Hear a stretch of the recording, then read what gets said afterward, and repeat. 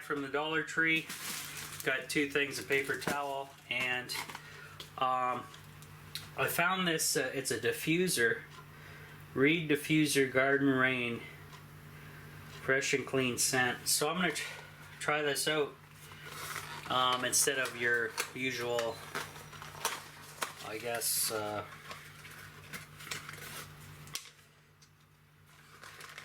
usual method.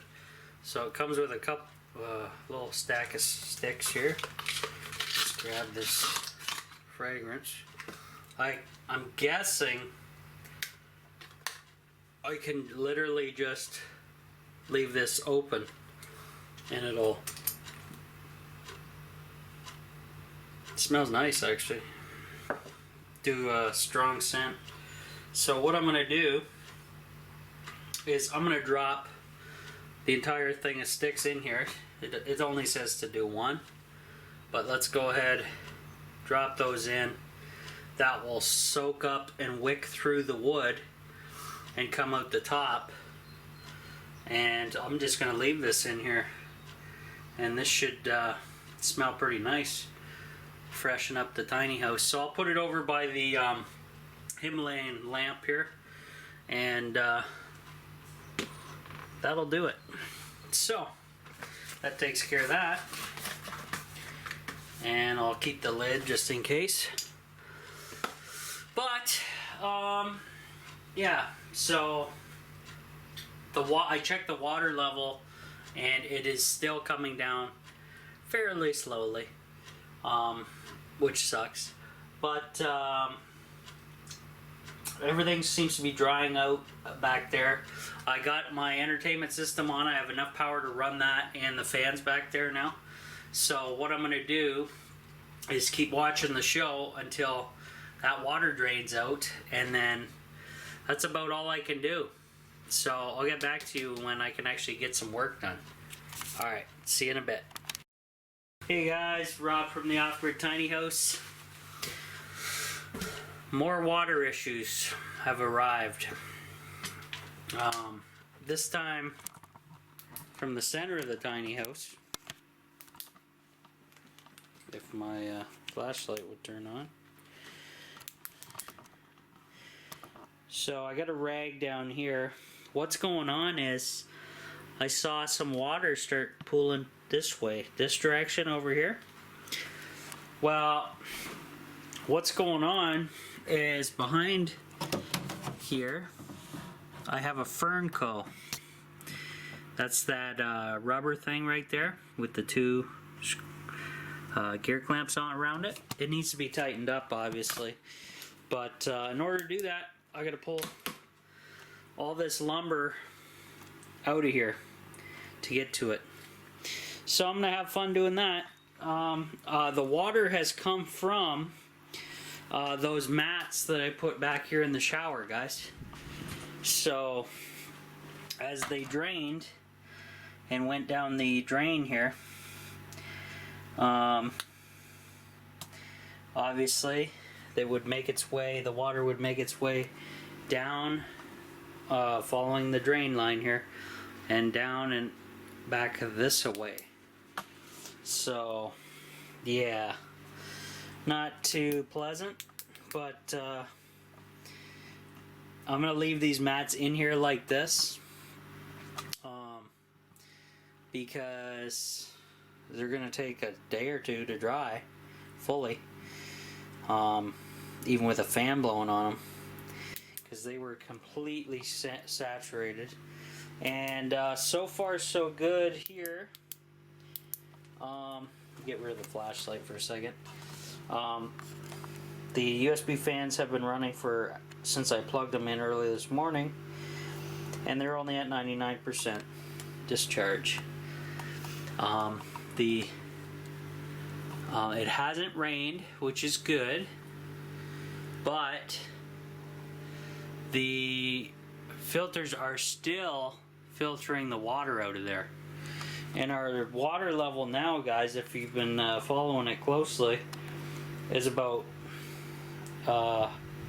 almost 3/4 of the way up to that bar.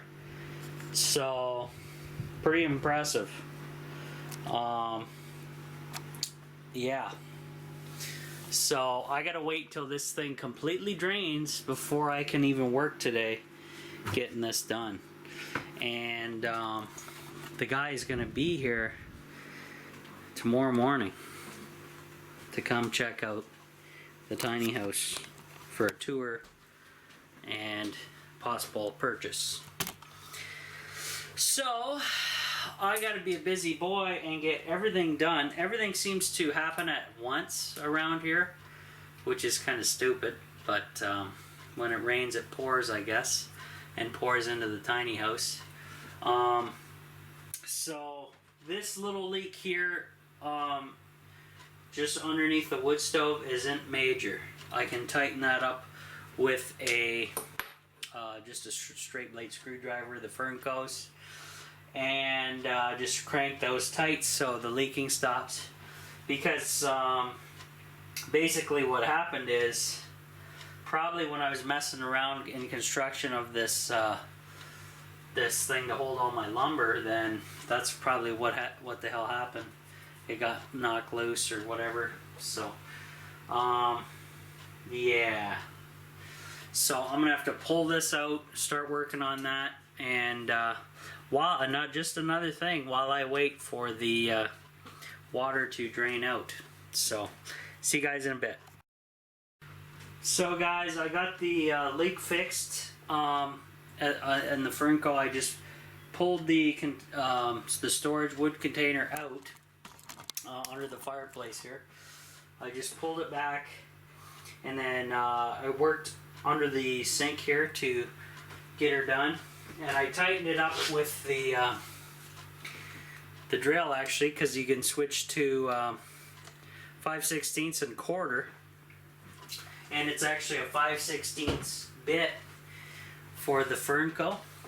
And this end was kind of it was definitely loose, and I had to push it back into the Fernco and tighten it up, and problem solved. Water, and I mopped up the water with the rag there a little bit, and yeah, so far so good. Like I say, I'm just waiting on the water filters back there. Now, guys, imagine these new water filters are running faster than the 4 original ones. Now remember that my 4 original ones run fairly slow. So even with these 3 new ones that are basically particle filters, it's still taking a hell of a long time to filter all that water. But then you know it's working. It's just not pouring right through. But when you're waiting for it, because I got to get this project done tonight, because this guy's coming tomorrow morning. So bucket, I'm gonna have to, I got to get this all set up and done, so when this dude comes tomorrow, it's not a disaster in here. So I'm gonna continue on. I'll make some more videos as we go, but thank God the rain has held off, and I hope it holds off until I get this bucket system mounted. And I'm still trying to work my brain around it, because the bucket covers 99% of the stems, but one it does not. So it's going to be something else here, guys, to work on that. I'm going to have to figure out what we're going to do, but we'll figure something out. Okay, so I'll get back to you.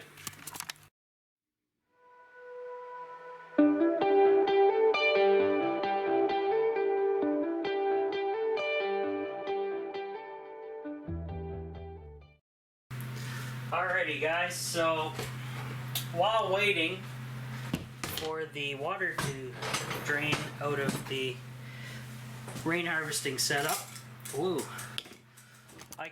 and you guys know I was planning on using a bucket, 5-gallon bucket of some type.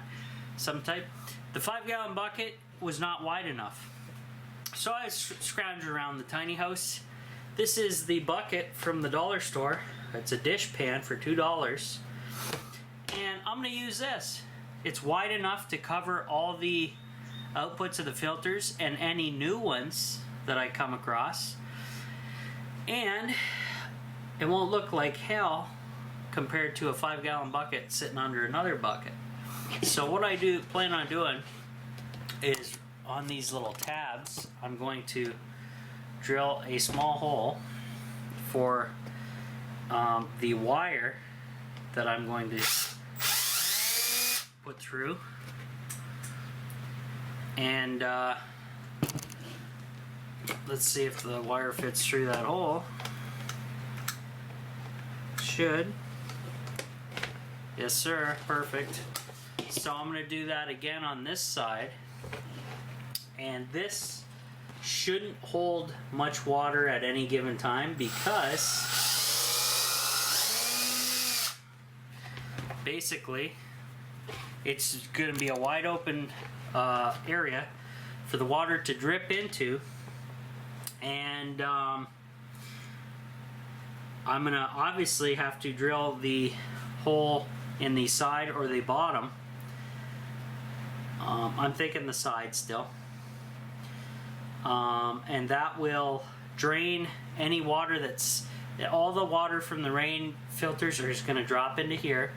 This will pool up to a certain level where the hose will come out, and then from there it'll drain that water into the IBC totes.